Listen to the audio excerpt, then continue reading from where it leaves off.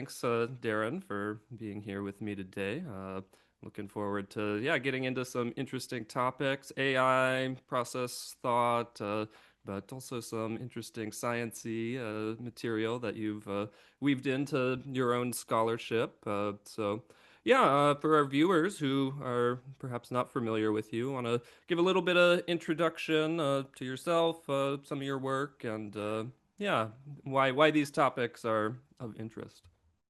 Sure. Yes, so I've been interested in process philosophy, theology, going back at least to sort of my master's, I don't know, around, early 20s. And that's sort of what eventually led me to go to Claremont to CGU. And I focused heavily on process thought while I was there, mainly in terms of like interreligious dialogue, dealing with, religious pluralism. And those topics were primary at that time.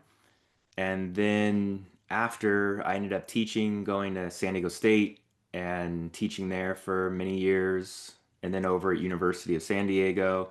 So primarily been teaching for the last 15 years and then publishing here and there, but more focused on the teaching side of things. So that's a little bit of the background.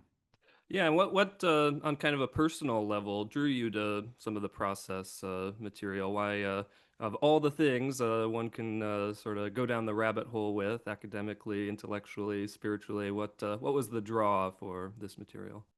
So it's sort of an interesting way it all started. At a bookstore, right? Back when they had those. Right. And I was in the philosophy section and I had heard that, like, I had heard briefly about this book, Process and Reality. It's very inaccessible, super difficult. So I'm like, all right, I'm gonna pick this thing up, see what this is all about. I pick it up. I'm looking at the front, right? The first maybe 20 pages, and I'm like, all right, I don't understand this. And that And draws you in. You're like, yeah, I so I need was to get like, in now. yeah, I was like, all right, this is an irritation. I don't, there's got to be something here, but I don't really know what it is yet. And then that kind of like is what drew me into looking at some of the work from say like Cobb or Griffin or people like that. And then with the help of them, it it really opened up, right? And I was able to go back to process and reality and get something, something out of it. And then, every time you go back to it, you Mhm. kind of feel like you learn more and maybe you're almost more confused at the same time. Right. So it was that whole process. And I just, to be honest, the the other philosophers of either the 20th century or earlier, they didn't really speak to me. I mean, perhaps some of the existentialists, I don't know, maybe some stuff with Nietzsche or with Kierkegaard or whatever were interesting, but nothing that seemed like grand in scale and scope, right? That was just like this big picture Hmm. You were system. looking for the speculative cosmology and metaphysics. I was looking for that. So that was sort of, it made sense. Hmm. Um, Nice. yeah, that's Yeah. how it happened. Yeah, what's sort of the spiritual or like religious background you were kind of bringing to some of that speculative cosmology? Did it plug in a certain way, answer some questions that you felt were important that were open before that, or was this sort of something that opened you to new kind of horizons of spiritual and religious questioning for an initial time? I'd say a bit more of the latter, but like so like I wasn't coming from a strong like Catholic, let's say. I might have had a very slight Catholic upbringing, but it was minimal to say the least. And I wasn't overly impressed or enthused by the the theology and what I heard. So it was nice to get the elements from process theology that are like modifying, say, the omnis, and taking Right. away the omnipotence or something like that. That did call to me, but it wasn't more from like an earlier religious standpoint. It was more I have an interest in philosophy and the big questions. I've always been into the nature of ultimate reality, the meaning of life, right? The big questions. So since there were intriguing answers coming from Whitehead specifically, that just is what like really kept me going with it, I think. I definitely have tried since then to incorporate his thought into different areas, different forms of spirituality, such as say like yoga. I got pretty into that for a while, opened up a yoga studio in San Diego down in Coronado. So I was doing that for a good while. 'Cause that's something we could maybe talk about briefly is Yeah, that so you're well aware that process theology has been pretty strongly linked to Christianity for better or worse. And I think it's important. That's a great project, but it might be too closely linked, where it, it the whole idea is it's providing like a different novel framework, but then when you tie it so closely still to Christianity, I think it has become a bit maybe muddled and people might not understand why they should go for it. And I was always more on the let's like allow it to be its own thing, process theology. And yeah, let's do all these projects of trying to weave it into other stuff, but let's not let it get stuck in one way. So I was interested for a while in like how you could maybe incorporate some ideas from process thought into, say, the spiritual practice of a yoga community. Because that's another very popular in California, right. at Hmm. least, right? But I'd say worldwide, but California for sure.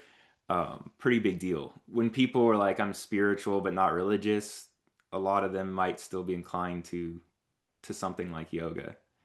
So, but then you have a real challenge because it's like, okay, how do you, and this is something I think we wanted to talk about on a maybe like bigger picture.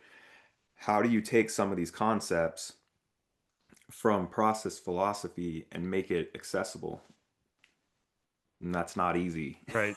Yeah, and it's kind of a big part of what we hope to do at the Center for Process Studies. And in some ways, we kind of have two poles of activities. Some is the conferences and very traditionally academic stuff, but then through hopefully this podcast, but also other ventures as well. Yeah, hopefully trying to make things a little more accessible and general and reach different audiences, connect with arts and spiritual practice, other things that are just generally of interest to people. So yeah, I'm curious, what was the ways you tried to kind of plug yoga and process thought together?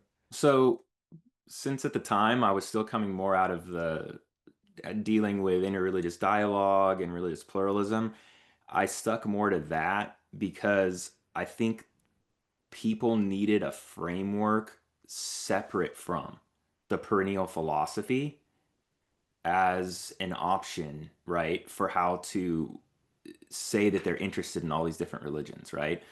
Um, so I pretty much focused more on that, and a lot of that work had already been done, right, in sort of like the academic realm, but it hadn't been maybe as pushed into these like practical communities, right? And that's what I try to do and keep it simpler by having this like framework with multiple religious ultimates and that different religions can be focused on different components of reality and therefore they can all be correct, right? Type of thing. And that actually necessitates dialogue rather than almost shutting it down like the perennial philosophy doesn't intend to do that, but it kind of does, right? Like because it's like, all right, I'm a Christian, you're a Buddhist, but in the end, we have the same summit.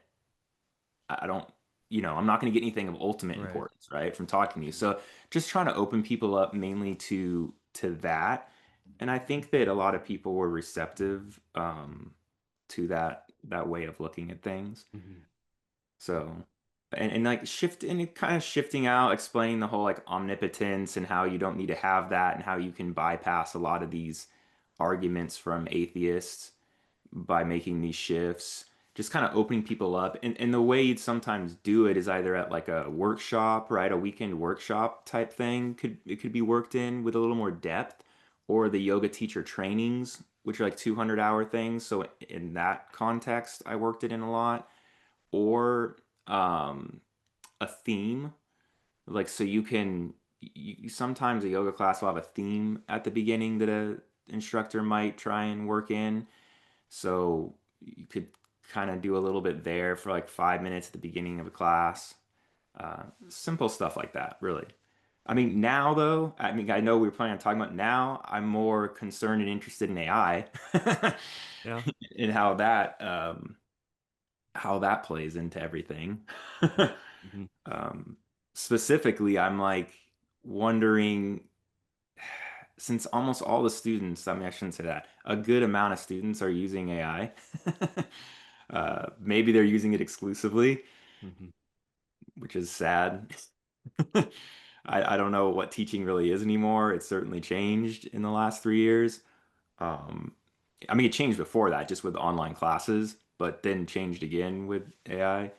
So my concern is like so many people today are in these like parasocial relationships or Right. maybe pseudo or quasi, they might not just be parasocial, whatever.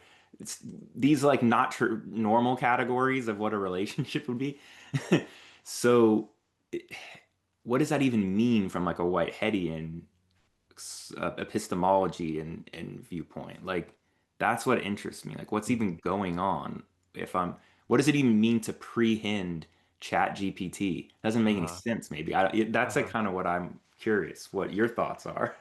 Yeah, yeah, let's get into it for sure. So, yeah, I guess as a little bit of context, some of the stuff I've seen recently beyond, yeah, the academic discourse here that has been around for a bit now, in terms of, yeah, using AI to write and research, and there's varying degrees of quality of those types of methods, and maybe it can help in some ways, maybe it's very bad for your critical thinking in others, but yeah, now we've gotten to this point where there really are these sort of AI persona type bots that, yeah, people are developing these more personal relationship with. It's not just a research tool, it's a therapist, or Mhm. I've even seen people doing the kind of thing that was portrayed in the movie Her, where yeah, there's a kind of romantic connection perceived between oneself and the AI bot that one is talking with and in some kind of relationship with. And so, yeah, a very interesting sort of dawning transhumanist sort of reality we have here. Yeah, I guess one of the things I'm curious about your perspective on, coming from some of the Whitehead material. There's a lot of discourse about whether these AI agents are conscious, and it seems like the consensus, at least among more educated and reflective folks, is that no, this is a kind of algorithmic, statistical process that requires prompting to produce content. There's nothing in that would make one think this is any more conscious than your calculator. But if we are pan-experientialist, pan-psychist, well, that's a little bit of a different starting point. And yes, the Yeah. calculator itself does have some forms of rudimentary experience, even if it doesn't rise to the level of self-reflective consciousness that higher biological organisms exhibit. So, yeah, maybe we can unpack a little bit of that philosophical quagmire as like an initial foray into thinking about some of these social and yeah, interpersonal, AI personal sort of relations here. Yeah. Yeah, let's do that. So, I mean, for one thing, of course, like to your point about like, okay, are these conscious? What's going on, right?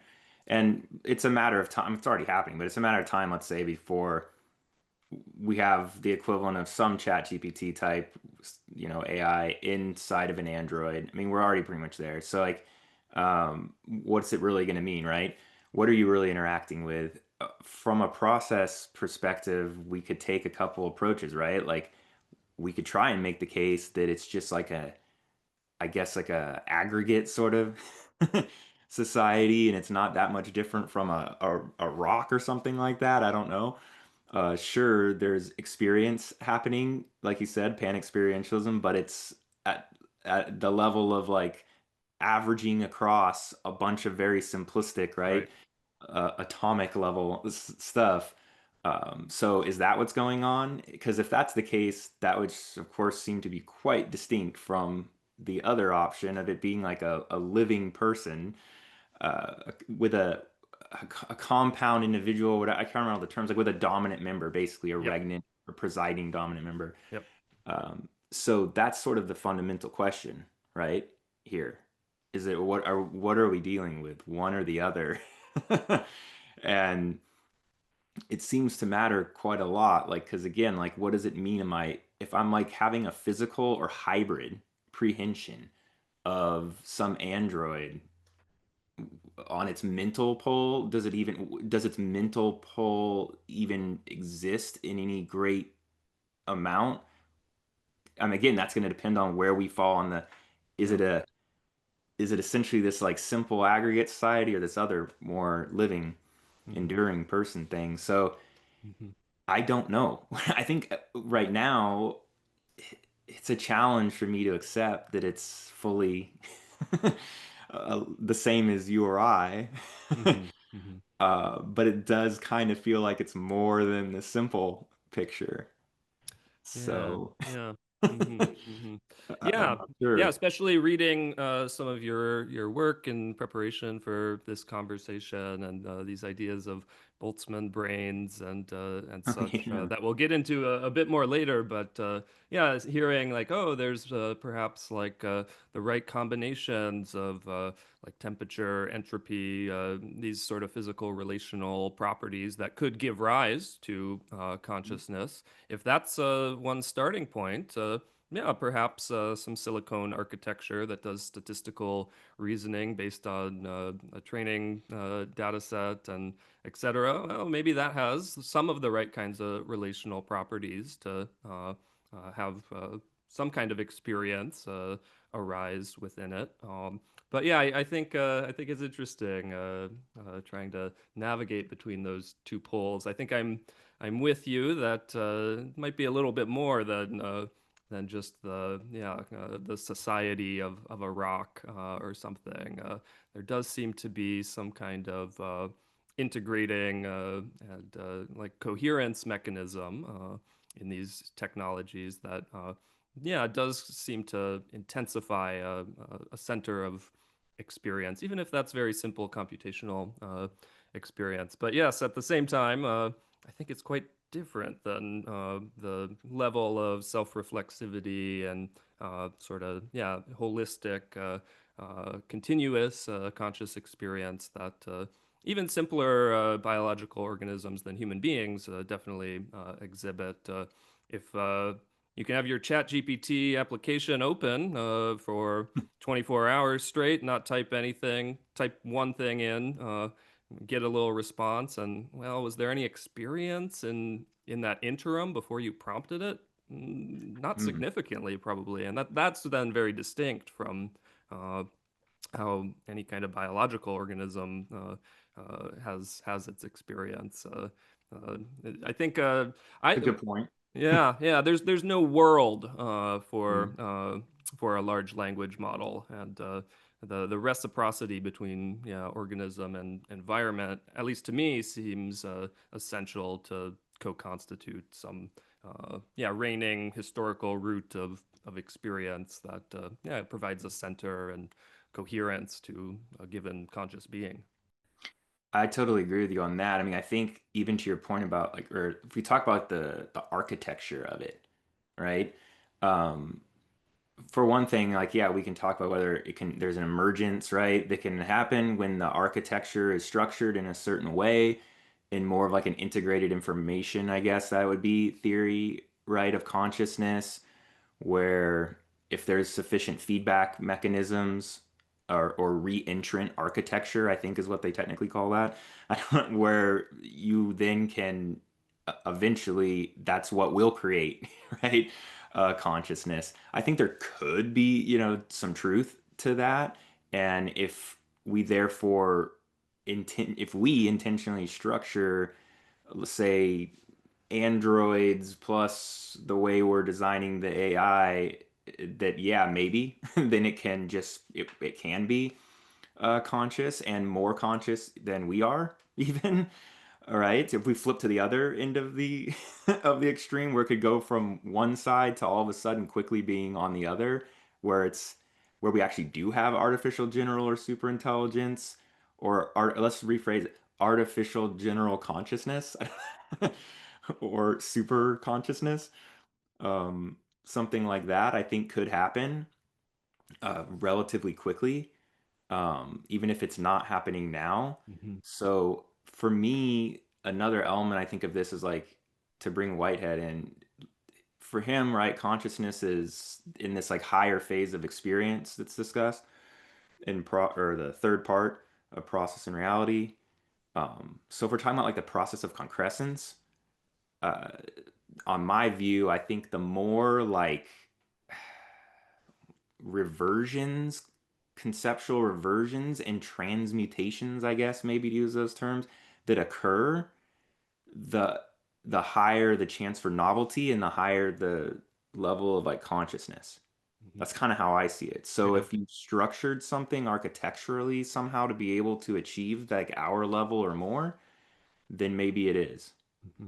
Hmm. I guess. Yeah, yeah. Let's maybe unpack some of that yeah, Whiteheadianese a little bit here.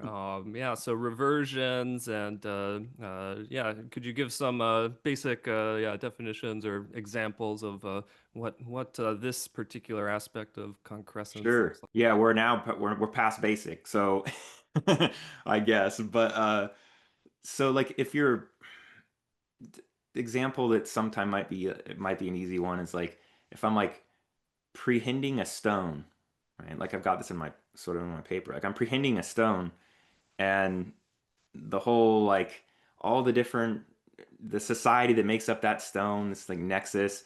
Okay, I'm prehending it under a specific eternal object and it's a stone and it's simple and all that, right? But the wider environment, to bring up your point, right? The wider environment might include, say, a predator coming at me in that moment, right?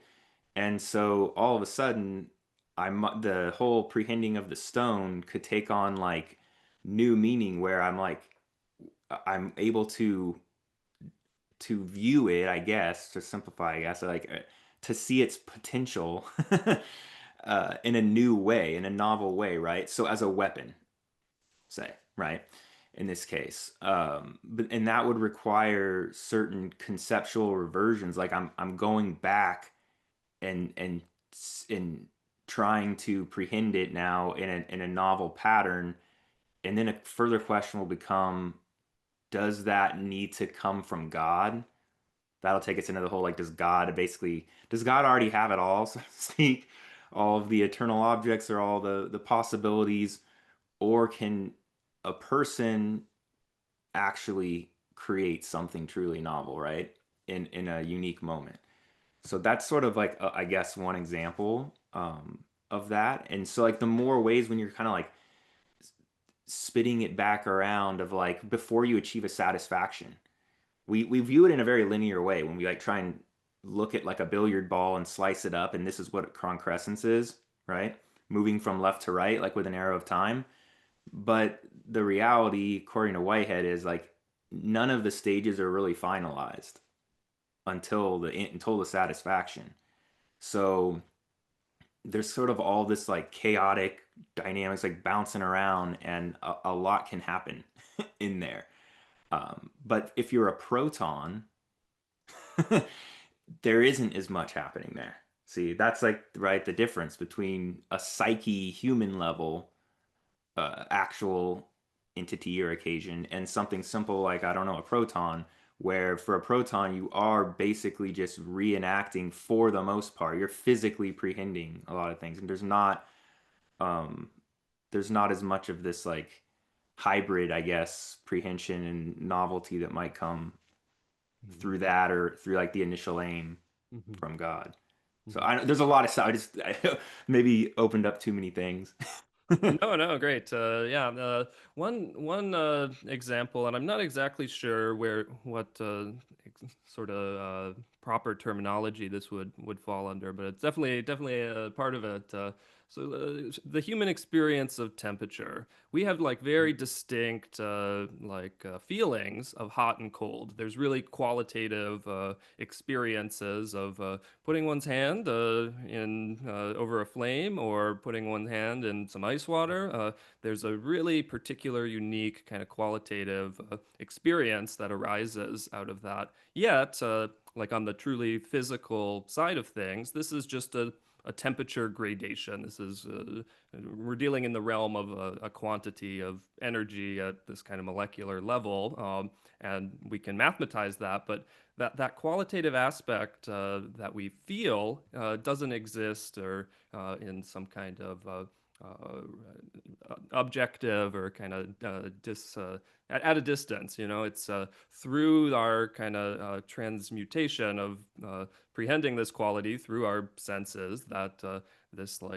feeling with a particular quality of coldness and hotness is distinct, but it's really in this narrow range of human temperature experiences that these even arise. So I think, yeah, thinking about that way, about how higher experience as conscious beings has these kind of novel qualitative transmutations of simpler physical experience that yeah, it's what really kind of creates our conscious experience as an organism. And likewise with color, I mean, there's these wavelengths, but and we can measure those in some kind of objective sense. But the blueness and redness that we get in our experience, that's something added through this, yeah, transmutation of this prehension into something of value.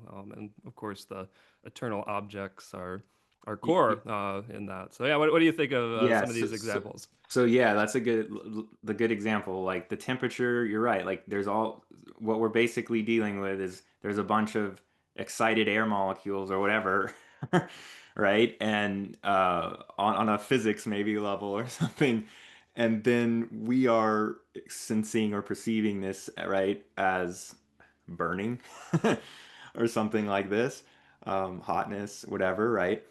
And so, yeah, like the eternal objects that are going to be associated with that, they're coming from a transmutation in this sense. So you're right, of like a bunch of different air molecules, right?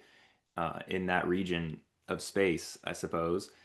But the question is like the so this this eternal object or form that might come up, like your example of the color, maybe is more familiar, right, to people with colors. So what's really going on there, and where is it coming from? The answer is what? God? Right, right. I guess.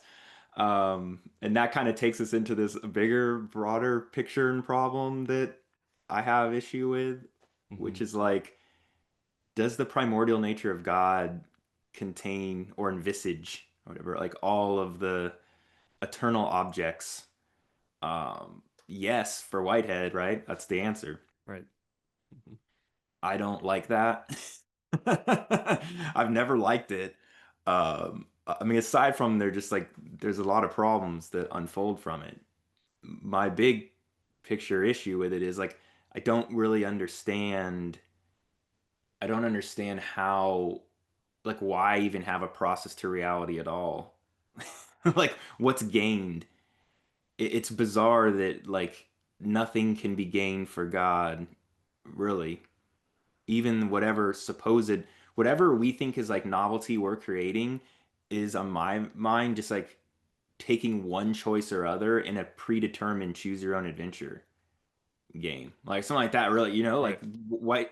Whitehead's God isn't really gaining anything, aside from the fact that if he's in eternal concrescence, it's not even it's not even possible to to shift over and receive things back from the world. So there's just a lot of problems, right, with it. And I don't personally understand why. I think the reason why a lot of people have tried to hold on to it, that God has all these things, is Christianity. Interesting. Draw out that That's connection. Yeah. Uh-huh. I think we just got to be honest about it because if you're coming from a Christian background and you still want to really retain the Christianity, I think we all know that if you know enough about process theology, you've modified God already sufficiently where it's not a God worthy of worship. To me, it is, but like that's the for Christians, Yeah, more it's a problem. traditionally minded folks feel that yeah, these omnis we've been talking about are some of the kind of cause for the worship ability of a deity. Exactly, which I don't, I get it. On one hand, I get it. I don't really understand the necessity for perfection. Um, Maybe because you can't have trust, and if something's not perfect, that's the only thing I can really get with that. But I think to bring it back to what we were saying here is that if if God, if we have to modify even more things, like getting rid of God potentially having envisaging all these eternal objects, we're weakening God even further. You know what I mean? Sure. So we can't do that, especially if we're coming from a Christian framework and we want to try and maintain more of it. I'm not. I'm not coming from a Christian framework. Sure. I'm coming from I don't care. I just want to know what seems to make the most sense. Right. Uh-huh. It's always been my thing.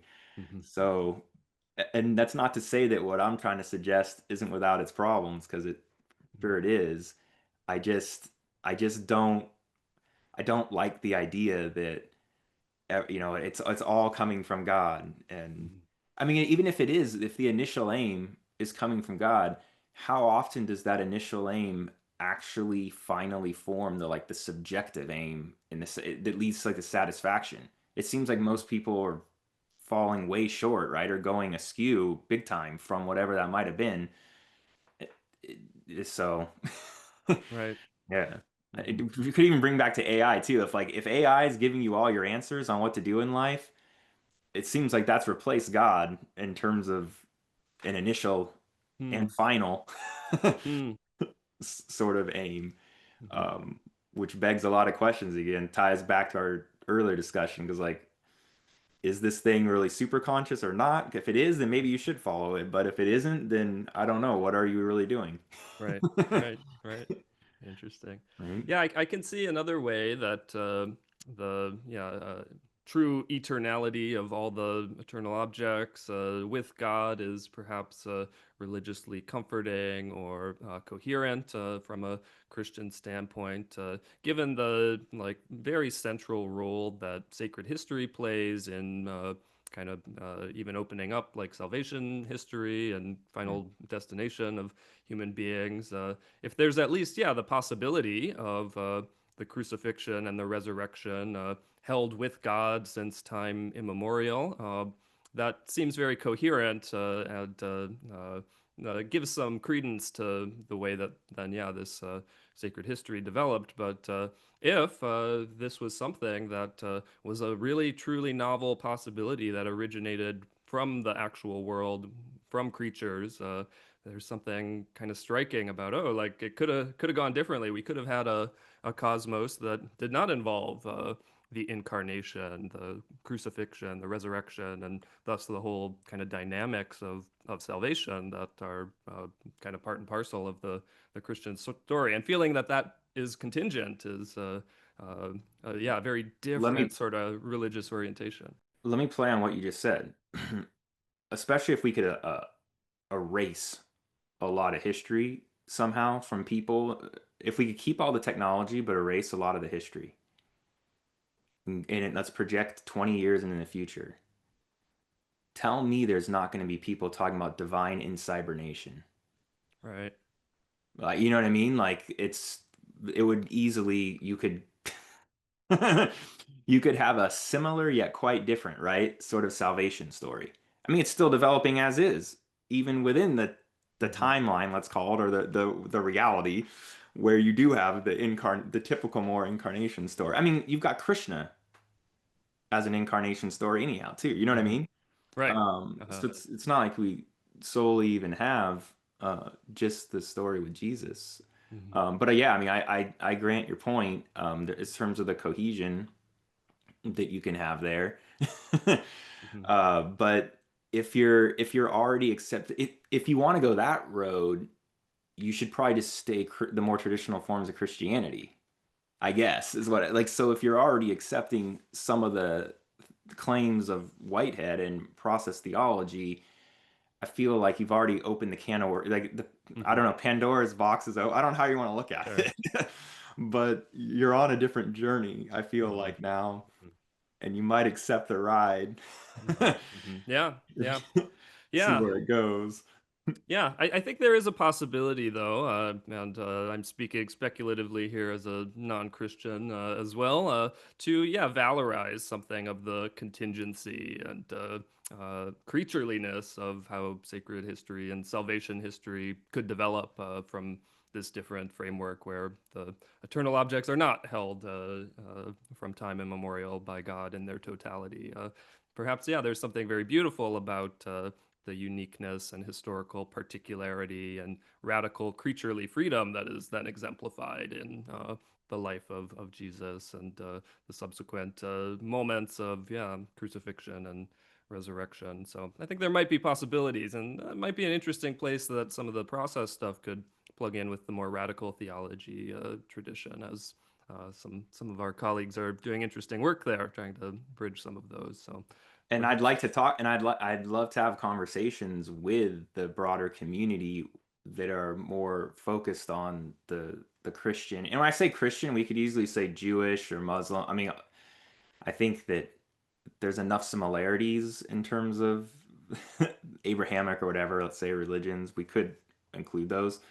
And it would be nice to have a discussion with them. I just think that it depends on what your goal too is, right? Like if the goal is a broader acceptance of some of the core ideas coming out of process philosophy, then we've got to be willing to try to articulate those concepts, right, in ways that branch free from mm-hmm. any of the Abrahamic, right, religions. Like Right. that work's already being done actively, as you said, which is good. And it's been done in the past for decades. So, but how many people can we name doing all the work?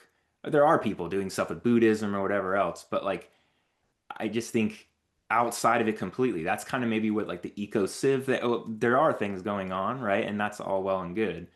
I think for me, I'd like to see more of the focus on that.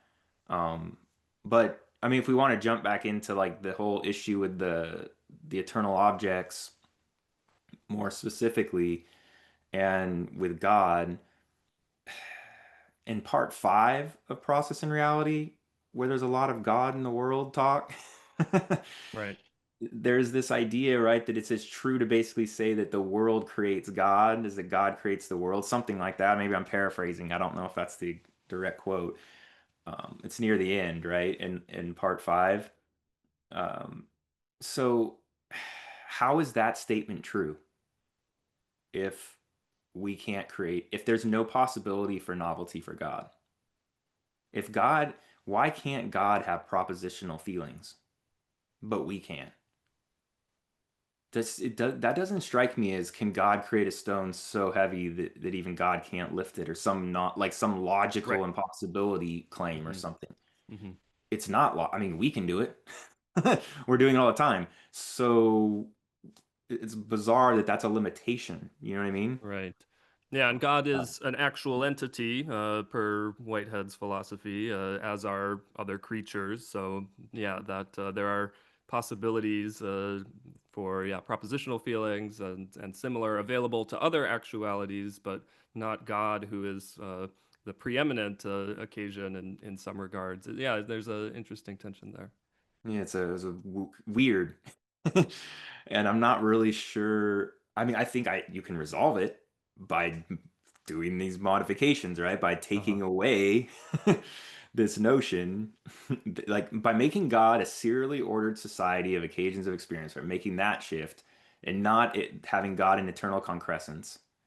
So I think you got to make that shift, right?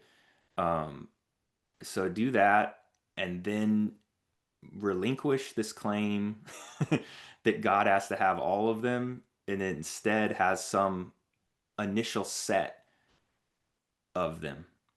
And that through the interaction between God and the other actual entities, that whole process, that dynamic, the other ones arise. So like universals arise. Like in my paper I was trying to say that like universality need not entail eternality, basically. So by that I'm suggesting that like redness, to jump back into our color thing, right?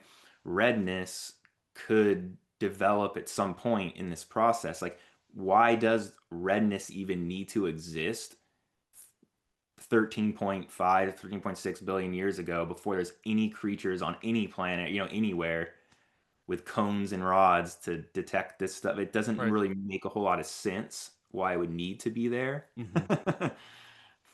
to me, Yeah. basically.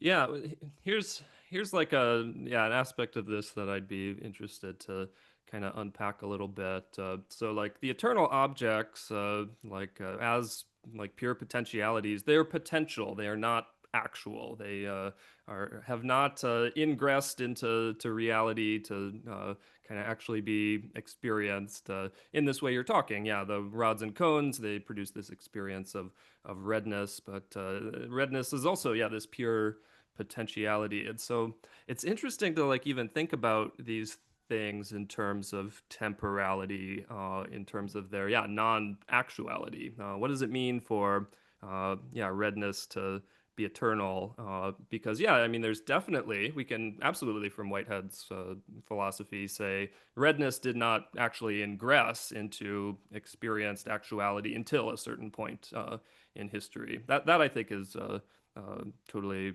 orthodox So Whitehead. yeah, let's it is. So let's Mm-hmm, take that and let me ask you something on this. Like mm-hmm, the first time redness does ingress, mm-hmm, right? In some creature, okay? So how does the experiential nature of the redness, right? Like you're saying, how is that not going to alter?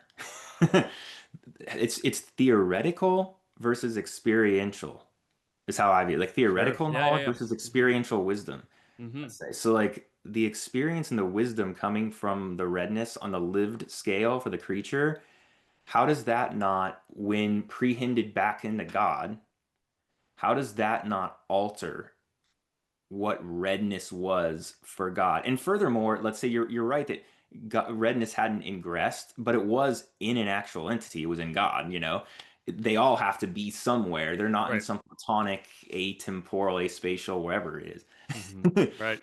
right thing. So I don't know. What's your take on that? Like how is that not something that would alter Mm-hmm. whatever redness is for God, I Right, guess? right.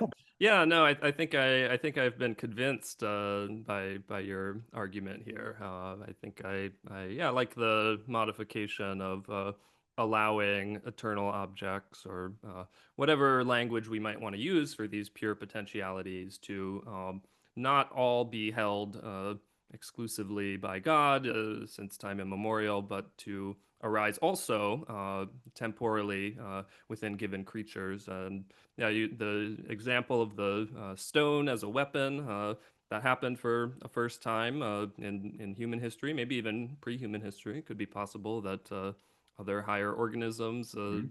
were the first to make that type of prehension, and yeah, maybe that's then added to God as a new possibility that hadn't been envisaged prior.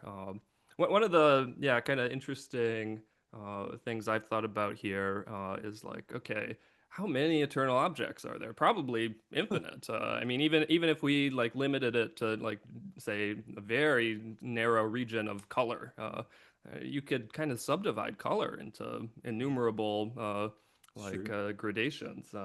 And so like when we have this idea of God as having all the eternal objects since the first moment of the cosmos, to order an infinite set, there's something like I mean, this is a little bit of an odd way to think about deity, but I think you might be amenable to it. That seems computationally like impossible. It just seems like too much stuff to be doing versus, yeah, accumulating new and relevant forms of potentiality over time. Well, it doesn't get to infinity. I mean, it gets to more and more and more. But at least that's still an orderable set versus a True. truly infinite set. I like that. I agree with you. Even if we're taking, even if it wasn't infinite, it was just a lot or something. The idea that somehow the primordial nature of God has ordered it for relevance is bizarre because the primordial nature of God is like not conscious. So that's weird to me because to me that seems like a highly conscious activity. Very valuative in its very like language here, ordering Yeah. for relevance. That's a valuative act, not a purely computational one. But you know what? Maybe this is back to even our AI. If AI is not really that conscious and it's extremely good at ordering things. Right? Mm-hmm. So maybe there's Mm-hmm. something to be said. And Mm-hmm. to be fair, they don't say, or it doesn't, Whitehead doesn't say, he says it's conceptually evaluating or whatever, right? Them, which I guess is like technically on his like process of concrescence, a different phase or part of it than the conscious phase. But regardless, it still seems like you're ordering things. It requires like a lot of judgment, yeah, and Mm-hmm. evaluation. Like I don't know how it's sort of strange for it to be done. Mm-hmm. It's sort of strange for it to be done without consciousness because an LLM or AI can do it because we already did it. Mm-hmm. Mm-hmm. You see, so that's not really, I think, like a fair analogy. Right. So if we wanted to try to apply that to like, okay, well, then maybe what? This God, there was something else than before that, then we're in some infinite regress. Mm-hmm. I feel like Right. Right. on that. So I don't think it's actually like a complete like fair analogy since yeah, like we basically gave the initial data set for the AI. So Mm-hmm. Mm-hmm. Mm-hmm. I don't know what would have given it, for God, I guess, on this view. But generally, just to me, it makes sense that you would have a process to reality if there's something being gained. Like I think you're literally trying to Sure. create universals. Mm-hmm. Mm-hmm. Like I honestly think that's sort of like the purpose to reality Mm-hmm. is essentially that. Not just for for us and our enjoyment, but yeah, like for of course God or any other levels of being that might that might be out there. Um, because that just continues to, like exponentially, I guess, expand the possibility space Right. for Mm-hmm. what life can be like. Yeah. What I really like about this is, instead of, God just having all these possibilities, and the only option for becoming for any agent, any actual occasion is you either kind of follow the divine lure and choose the best possible kind of route for your next moment of becoming. And then oh that's great and you're in harmony with kind of the cosmos and truth, goodness, beauty, all that, blah blah blah. But if you don't do that, it's kind of only negative. You've only kind of fallen short. But I think in this revised conception, when you ingress a novel universal that was not envisaged by the kind of totality of the divinity, you might have like found an aim that is something more than just the aim provided by God. You might have found a novel possibility, even better than Yeah. what was envisaged and given, and then you've contributed that to God and to the forward progression of the cosmos as a whole. And that's very exciting. I like the reciprocity and co-creativity involved in that And vision. that's what it was supposed to be anyhow. So I thought, right? Initially when I really started to get into it. But then when you learn more, you're like, wait a second, what's going on here? But so it's more about like finding how how that reciprocity actually works. And the fact that to what you're saying, the suggestion here is there could be a moment, there could be sort of an occasion of experience where you are transcending in a sense God. Not that you have more. I mean, God myself vastly more possibility or whatever. But like the fact that you have created this novelty, right? This novel universal, it could be an aim or whatever. in that moment, you have something that God doesn't even have, and that's a unique way to talk about like things. Now, in the next moment, God might have it, right?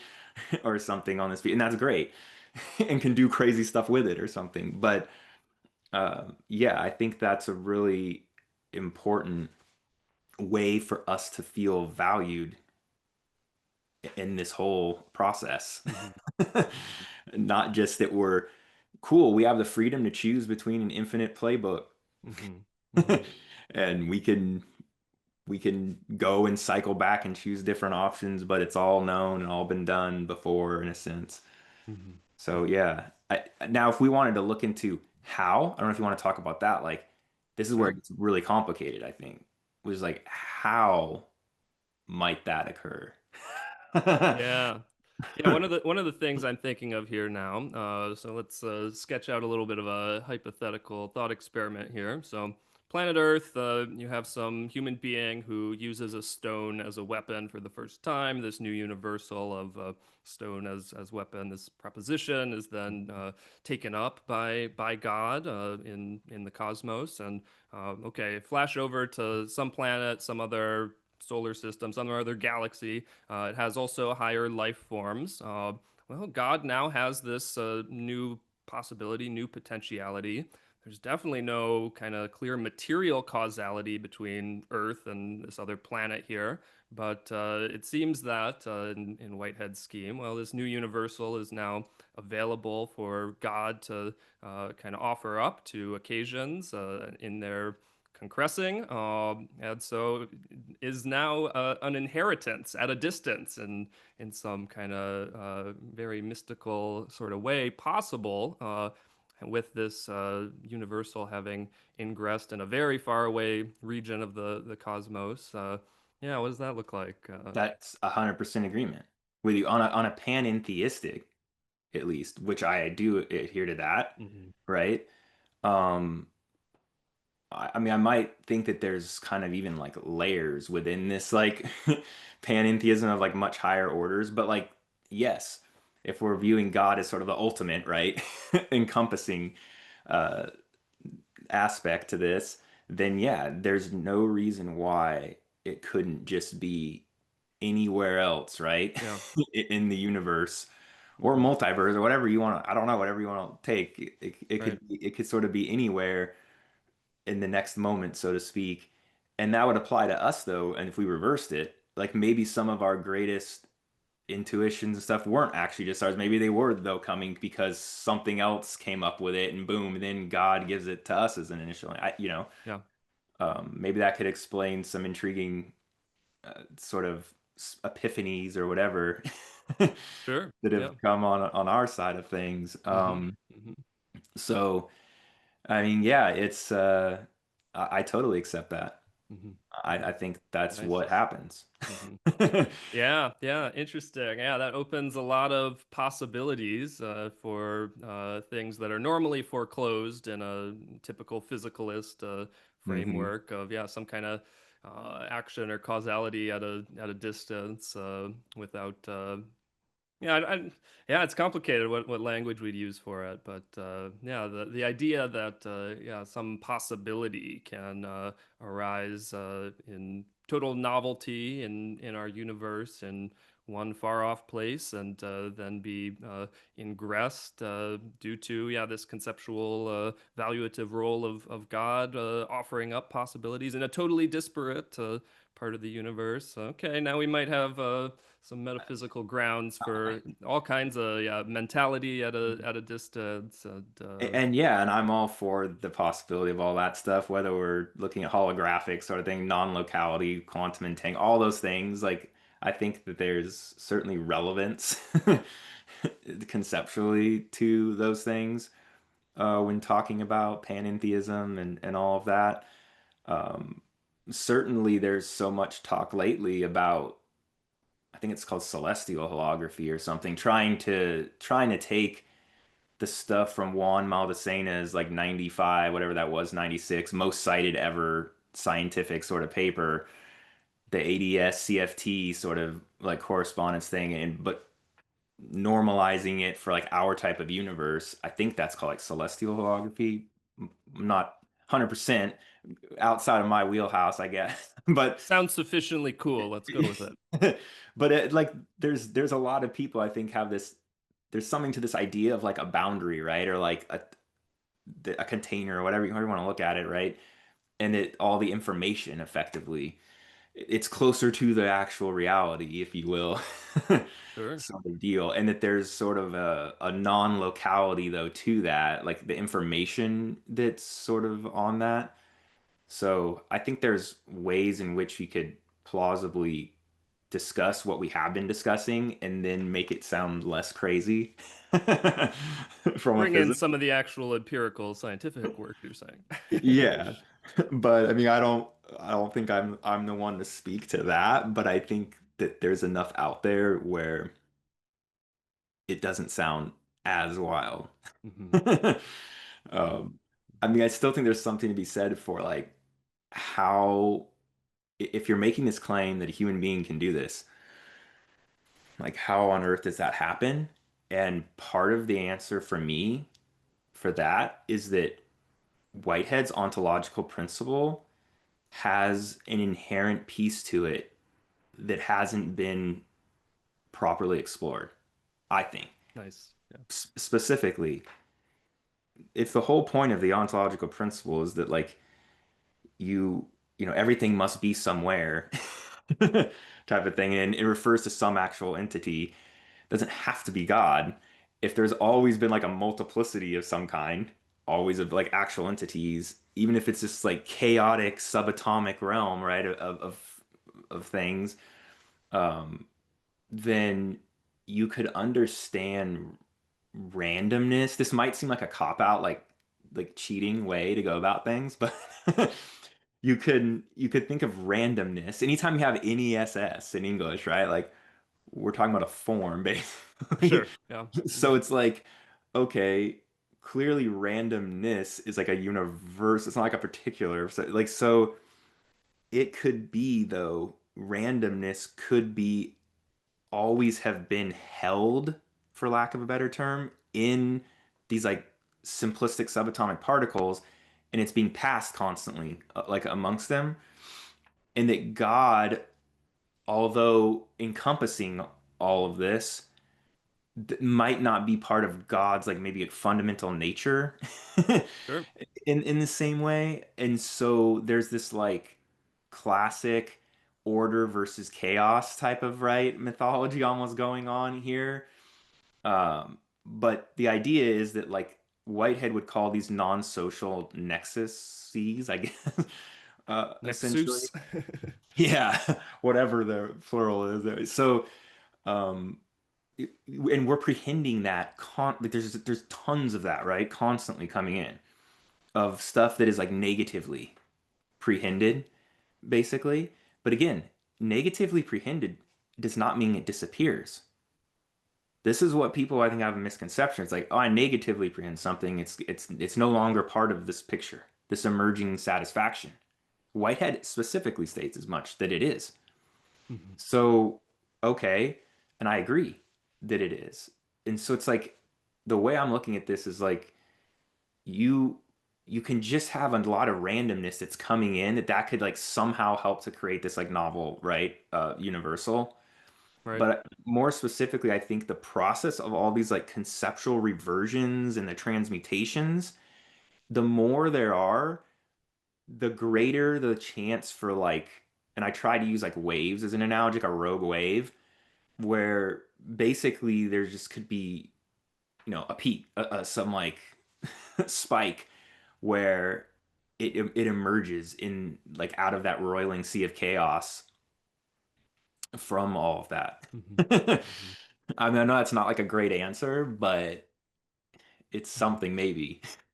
Yeah, yeah. I think it feels like a cop out if one is still within a typical physicalist substance metaphysics frame. It's like, okay, how does this like quantum level randomness translate up to human level freedom and things like that? But yeah, once you have this totally different metaphysical starting point and you get universals passed in interesting and novel ways, and you see how some of these same processes happen at different levels, and something at this quantum level can ingress at say the human conscious level in interesting and novel ways. Yeah, I think it works. It's like noise, like there's like Exactly. noise induced order kind of almost. Like Mhm. so that's sort of I guess what I'm getting at is like Mhm. especially if there's all these like conceptual reversions Exactly. happening Yeah. on stuff that like you could have effectively just like a totally random mutation almost, right? Right. There, for lack of a better term, that on it's almost like a random mutation on whatever the eternal object was at the time that was like defining it. And that doesn't need to, God doesn't need to get credit, Sure. on Hmm. that like picture, Hmm. basically. hmm So yeah, Yeah, I and I mean, it's the mean, best I've got on yeah, it. sure. Yeah, but no, it seems to connect up well with all kinds of different research and discourses. And I mean, yeah, taking it back to the LLM architecture, in these, systems, some amount of noise and arbitrariness is an essential part of what allows these statistical networks to, most of the time, operate pretty effectively and generate things that are human seeming in terms of verbal content, but still like novel and connected to the prompt. Noise is an essential kind of aspect of that. If you have no noise, then this is just a plagiarism bot, and it spits out exact copies of material from the training data. If you have too much noise, then you get gibberish and uh, content that is no longer coherent or sensible. And that's all kind of totally independent of the possible like truth value of the propositions these things are producing. But yeah, so I think this noise and randomness aspect is definitely relevant, and connecting the quantum subatomic puffs with Yeah. the concrescence, and how this has opportunities for reversion and noise in its own way. Very Because like interesting. because like basically again, randomness cop out maybe it could be understood as a form. I mean, we could certainly debate what that even means or if that's possible what that means, but let's say we accept it and it's like okay, then it's inside these other actual entities which may themselves in a panentheistic manner be inside of God or something, Right. right? But you can be in something but not of it fully for one thing, right? So there's kind of like that whole thing. And to your LLM, like what you're just talking about, like they hallucinate, right? Maybe less so now. I don't know as more versions come out, but there could be actually the hallucination is viewed as a problem, Hmm. right? Like normally. Right. But I'm basically saying, like, sure, there could be out of every 10,000 hallucinations, maybe there's one that actually is like, whoa, what? That's some Like, novelty, baby. yeah. Like that actually isn't what we were thinking or looking for, but like, wow, all right. It's evocative and has Yeah, really provided something. Uh-huh. exactly. So it could be kind of like that process, I Uh-huh. guess. No, that's interesting. I like how, this problem of the hallucinating AI is actually also the potential location of its very true intelligence, like true creativity. True intelligence Yeah, is the same thing as this problem that yeah. the engineers are trying to solve with it. I Yeah, think that's really that's interesting interesting. to me because, like, 'cause, yeah, like 'cause it's a problem, but like, yeah, that's kind of the most interesting part. Yeah, 99% of it isn't interesting, but 99% of what people are saying isn't very Right. Right. No, true. Uh-huh. I guess a lot of the time. Mhm. So, yeah, I don't think we should try and like Mhm. scratch it, do what we Right. can to scrub it from it. So, Mhm. Mhm. yeah.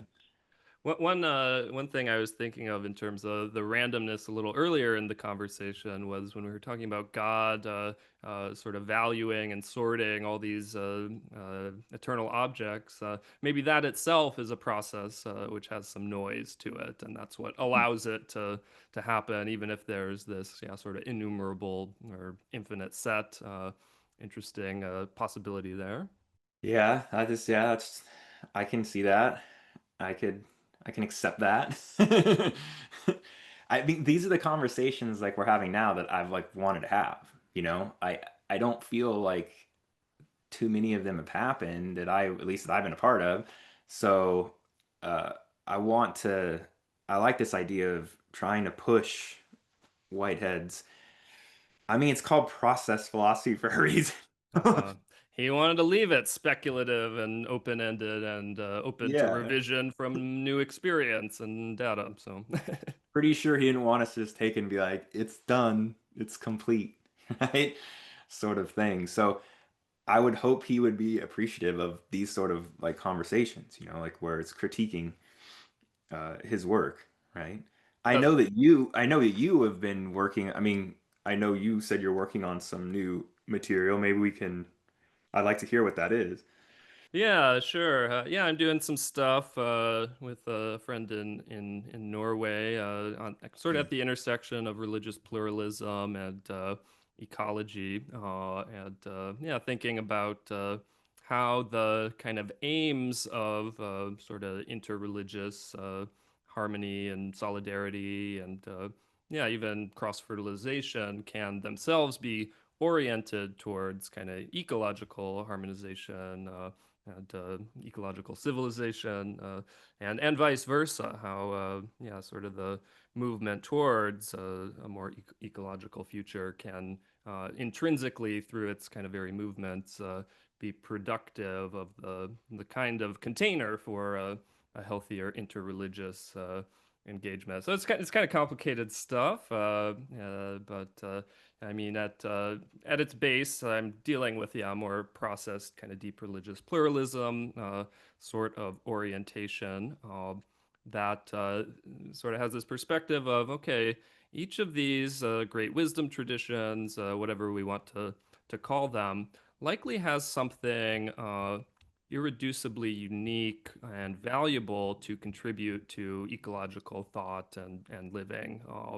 And we should probably bring these different traditions together to sort of share these values in this very kind of open dialogue sort of way, where hopefully, say the Buddhist can really come to understand the aspect that is uniquely exemplified in Christianity that may have something to contribute to our ecological future, but at the same time, be able to find that same kind of value in a kernel in Buddhism. Maybe it's less emphasized, maybe it comes in a different form, maybe it's spread out, but through having heard the really cohesive exemplification of this value in Christian language, be able to more readily identify synergies within one's own tradition. So run this process a bunch, and hopefully you have now religions that have come to integrate in totally endogenous ways these diverse values from other traditions. That is nonetheless coherent, cohesive, and now you have hopefully religions that are a bit more supercharged to tackle ecological collapse and moving towards a more positive future, while at the same time being much more in harmony with one another. That's the elevator pitch. I like it. So let me now. I have a couple. I have a couple questions to now. Now I'm interviewing you.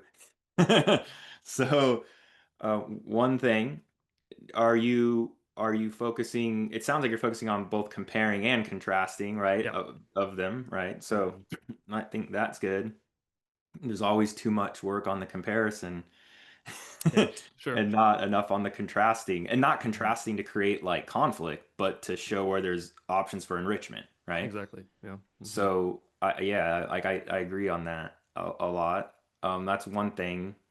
So maybe we could even go down like some specific examples. I'm happy to do that because I have a pretty strong religious study. That's my primary Right, area. sure. So we could definitely go down that. I'd like to hear your thoughts of specifics. So, well, maybe let's take them one at a time. Why don't we do that? Let's do it. What, let's get some specific examples. What do you think are sort of like the best, like top two or three from different traditions Hmm. that Hmm. they should all like kind of learn from one another? Yeah, yeah, I can definitely take that. So I think a very easy starting point is emptiness in Buddhism, as a lot of deep ecological thought has drawn inspiration from this. So it has a little bit of a track record as sort of a ecologically poignant metaphysical principle, whatever you want to call it. And yep, certainly something that is core and central in Buddhist worldview, practice, metaphysics. If you encounter Buddhism at any level of depth, you will probably encounter emptiness or some form of thought or practice influenced by this idea of emptiness or shunyata. But say you're a Christian, you don't have emptiness in Christian tradition. This isn't something that exists. But there is this interesting aspect of the incarnation known as kenosis, That's which true. is the self-emptying of Hmm. Christ. And maybe through an encounter with a Buddhist valuation of emptiness that places this as very central, perhaps we can, in Christianity, radicalize and elevate this idea of kenosis and especially how it connects to personhood and the humanity of Christ. And interesting, personhood, humanity. These themselves are perhaps ecologically poignant ideas for Christians.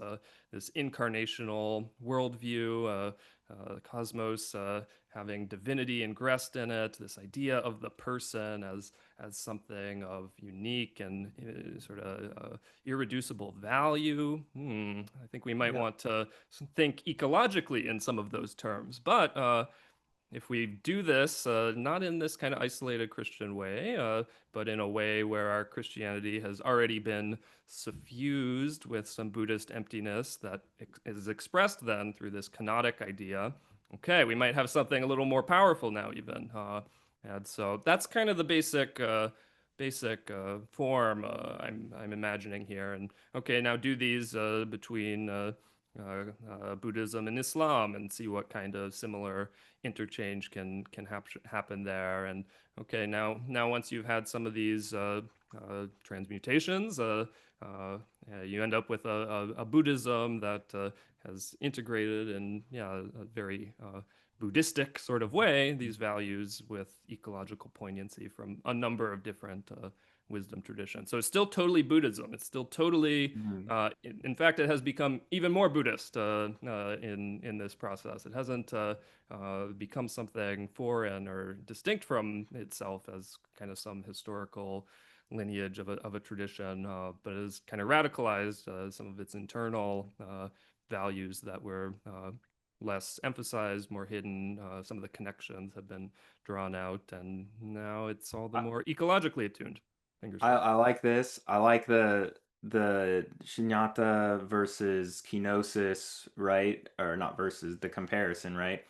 Between the two, I think that those are two core concepts that especially the kenosis isn't always isn't always focused on, and Yeah. how much you can really even do with that conceptually of that idea of like self-emptying, especially if you want to talk about imitation of God or imitation that's I guess kind of almost like the starting point of the journey before Jesus. So like Yeah. it seems like that should be a very like foundational piece to constantly Mhm. be open and receptive. I definitely would think too with Buddhism, there's a lot with the impermanence concept, and then with what is it, praticca samutpada, or however you pronounce that, the Yep. dependent co-arising seems like yeah, like really valuable in terms of an ecological right Mhm. framework. There's so much there that's rich between those two traditions. I mean, I from the Christian side, I don't know. It's like the stewardship maybe thing, I feel like, in Genesis 1, 2 type Hmm. stuff might, you know, be valuable, right? Not that Buddhists would ever disagree Right. with that. So, I mean, I love this stuff. This was sort of I'm with you. Like Mm-hmm. this is what I think is the type of work that needs to be done. Taking it, the interreligious dialogue, and bringing it into these practical uh, Hmm. issues, Hmm. whether it's climate change or just a Right. eco-civ, whatever, right, on a broader Hmm. scale. And Yeah. all the religions do have something that they could add to this, Hmm. I think. Hmm. Might be a Yeah. challenge to get to some of them, Uh-huh. Uh-huh. but For sure.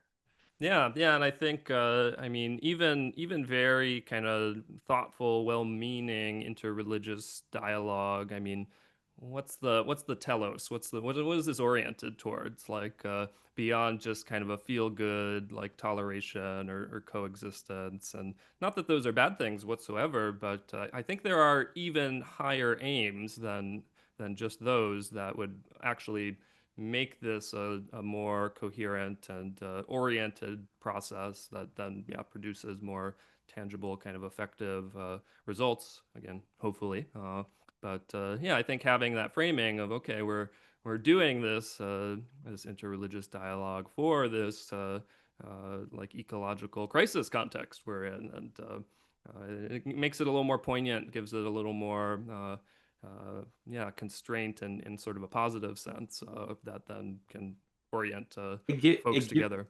it gives I agree with you.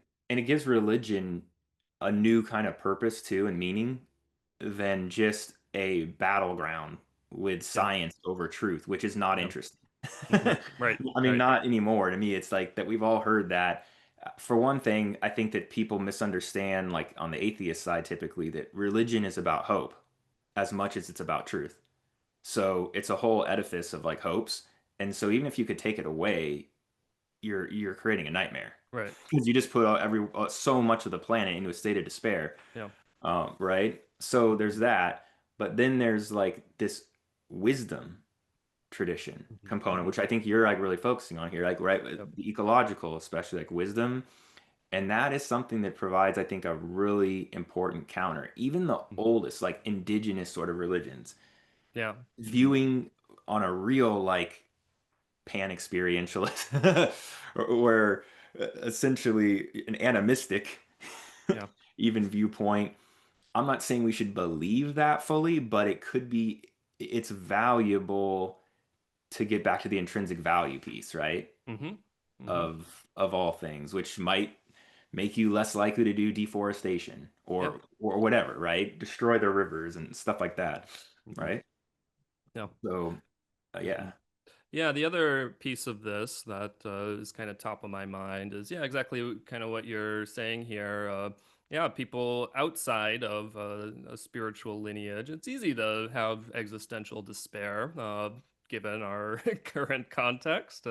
Yeah. But I think this kind of rising demographic of the unaffiliated, the nuns, Mm. shows that nonetheless the institutional religions remain quite unattractive to large swaths of the contemporary populace. And I think you need to be realistic about that. And so the other hope here is okay, maybe these transformed, ecologized versions of the religions themselves may become more attractive to Mm. the those outside of these lineages. But even not, even if they don't sort of rise to a level of okay, I want to convert and become affiliated with this tradition.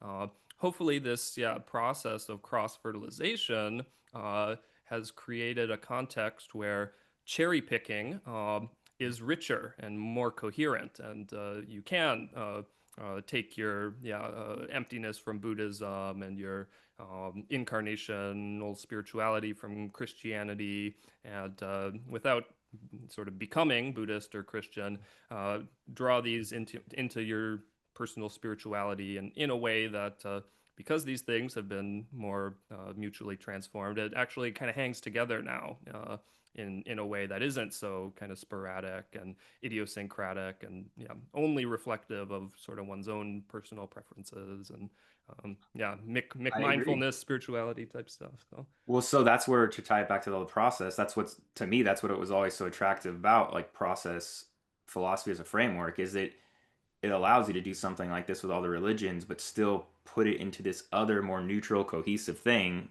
this sort of process framework, and then that helps it all hold together in a more like coherent way. And I mean, I really love the idea that you can enrich your spiritual experience, you know what I mean? Like the from dialogue or from practicing the actual either rituals or exercises or techniques of the various traditions, especially if you do accept the claim that like there there's more than just God that can be sacred or something like that, and therefore there's like there's other trajectories hmm you can be focused on in your spiritual life. I think that's really important and valuable to like the nuns, as you were yeah. saying, right? Like they don't have to focus on the God piece, if not, right? There's like other things they can focus on hmm and still get value from the wisdom, hmm right, that hmm exists in these traditions. hmm I guess one other thing with whatever time we have left, I was kind of curious your take. Um, and it maybe even ties into some of the stuff we were talking about a little bit earlier. There's something about like, kind of we're talking about like boundary zones or the hallucinations or something with Yeah. the AI, but there's something in my mind to be said, and this is an ecology thing though, about certain biomes. So to be specific, I don't remember the terminology, like ecotones or something like the edge, like where a Mhm. forest meets a meadow. Okay. I don't know, something like that, right? We're back to brains, membranes. Or yeah, but like where the ocean meets the land, right? Any of these Yep. like I think that in terms of even like the eco civ work on a practical level about like spiritualizing, I don't know, something this, but without it being like from a religious tradition, I think there's something to be said about novelty even, but also therapeutic hmm value of like transitional spaces, times, events, I don't know, stuff like that that they seem to hold kind of like a unique magical almost quality. Like Yeah. I don't know if that does that make any sense? Like if Yeah. I physically dwell in what is a border or boundary zone in like a ecotone or biome, does it make me more open to healing or novelty? hmm I guess is what I'm saying. Yeah. What Yeah. your take is on that. I love it. Yeah, I mean, one, like, I think there's clear evidence that spirituality itself is ecological. The kind of desert mysticism one finds is quite different in character from, say, the visionary jungle shamanic practices one also finds, and yet these are both clearly spirituality. And I think rerouting mysticism, spiritual experience, in particular ecological zones with their unique characteristics is important contemporary work. But I like the boundary idea, the boundary piece. This is a place where you have some liminality, you have some mixing, Yes, yeah. and Mhm. perhaps one of the roles that human beings can have ecologically, especially in this current moment, is as kind of non-local organisms. We are non-locally adapted. You can be a human in Greenland, you can be a human in Africa, and these can all kind of work, and you can be adapted to these different zones, and that's pretty unique compared to other organisms. And so, especially as humanity has continued to grow and develop, we've become nomadic, we've crossed different eco zones. But on the whole, in say more indigenous times, people were pretty rooted in their particular ecological zones and became deeply adapted to those zones. Now, in more contemporary times, we've emphasized sort of this non-local aspect of human beings, and people are moving around all the time. They're not particularly adapted to their given local ecologies, and that's rather disastrous, in fact. But I think there's a synthesis possible here where, especially by leveraging some of these boundary conditions, maybe we can integrate more kind of localized bio adaptability and spirituality while also cross fertilizing these things, becoming more translatable by leveraging our kind of non-local adaptability.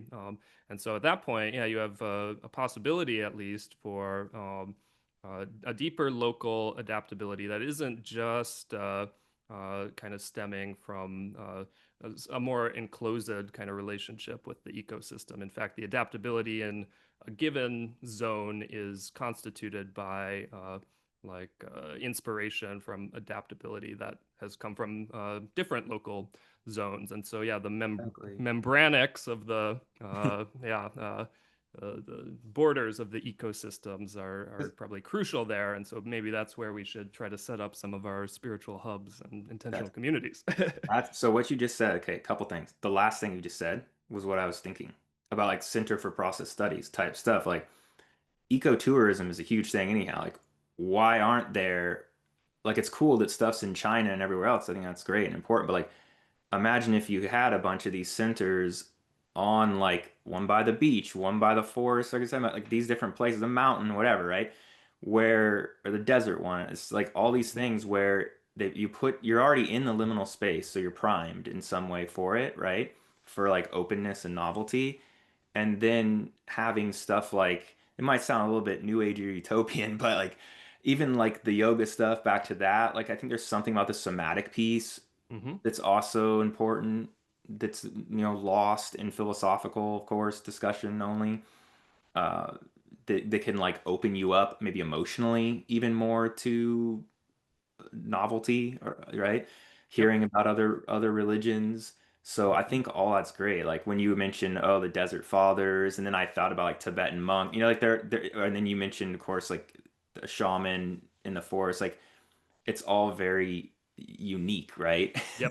Yep. Hmm. Forms of experience and practice, but they all are super valuable Hmm. and they can be recreated to an extent. Like you could have an immersive environment, even if it's virtual elements to some extent. I think that's better than nothing. Um, you know, to your last point about like setting up centers Hmm. around those regions. Because like a membrane, right? Like the whole idea of boundaries and membranes is like they need to be permeable. Hmm.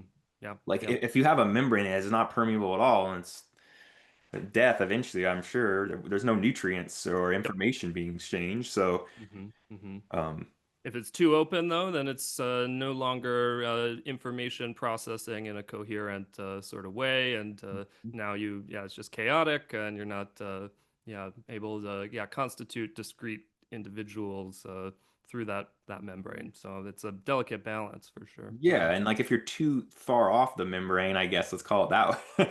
You're too much in the center. You might not be like reaping the benefits or really getting like that rich exchange that occurs like on the boundary zones. So I think all this stuff does like tie in, I mean, Yeah. really. Hmm. Hmm.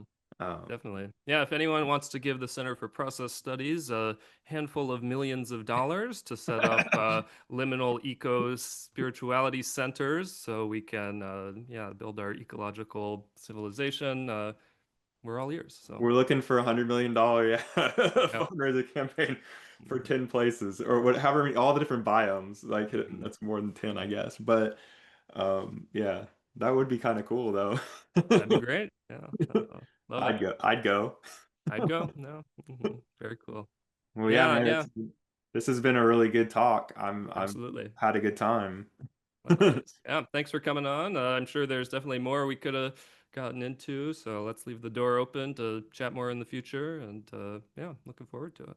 Yeah, definitely. Thanks so much for having me, man.